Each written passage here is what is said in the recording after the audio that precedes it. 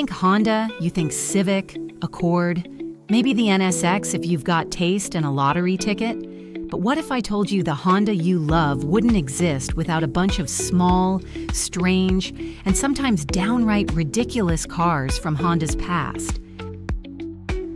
Hey there, it's Jen from Pro Street TV, and today we're going deep into the forgotten Hondas that shaped the brand. Some are genius, some are weird, and some make you wonder if Honda's engineers were drinking motor oil instead of coffee. Chapter 1. The pre-Civic era, 1964 to 1970. These were tiny sports cars with engines that revved to the moon before VTEC was even a thing. They had chain-driven rear wheels, yes, like a motorcycle, because Honda's engineers were still thinking in two wheels. They were lightweight, nimble, and sounded like an angry sewing machine in a tunnel.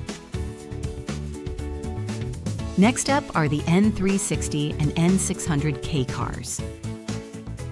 Honda's first road cars. They had 354cc and 598cc engines, respectively. You could fit the whole engine in your carry-on luggage and still have room for snacks. Chapter 2. Honda's experimental years. Built from 1983 to 1991, the Honda CRX was the one that started it all. This was the car that made economy fun, 50 miles per gallon, and handled like a go-kart with a caffeine addiction. It's basically the reason so many people still buy Civics hoping they'll be as fun as the CRX. Spoiler alert, they're not. Then the Prelude arrived, Honda's flagship tech showcase. What started as a humble sedan slowly grew into the four-wheel steering, advanced suspension having Prelude we all love today. Last but definitely not least is the Honda City Turbo, or Motocompo, built from 1981 to 1986. This was one of the wildest cars Honda whipped up in this era. This turbocharged subcompact actually had a folding motorcycle in the trunk.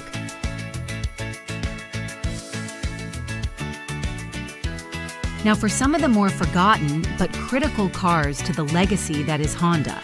First off is the Civic Shuttle all-wheel drive. This was the proto-crossover before crossovers were cool. The all-wheel drive Civic wagon had the practicality of a minivan and the charm of a hatchback. Basically, a CRV before the CRV existed. And let's not even talk about some of the absolutely crazy things Honda swappers have done with this thing. Next up is the Accord Euro R, every JDM fanboy's dream Accord. This sports sedan came packing the H22A engine, a slick shifting manual gearbox, and handling that embarrassed some sports cars. These things were so rare and sought after by USDM fans, they looked like grocery getters, but could take you to aisle 7 at warp speed. The Accord Euro R was Honda's way of saying, yeah, it's an Accord, but it'll also gap your friend's WRX on a twisty back road while carrying a week's worth of Costco chicken. Last but definitely not least is the Type R in both DC2 and DC5 forms. Widely regarded as the best handling front-wheel drive car ever made.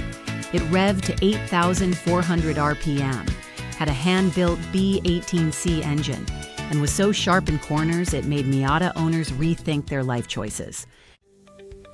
Chapter 4. How these cars shaped Honda today. These models were the laboratories where Honda tested ideas, from high-revving engines to lightweight designs to quirky tech like four-wheel steering. The Civic and Accord we know and love today are a direct result of lessons learned from these oddballs.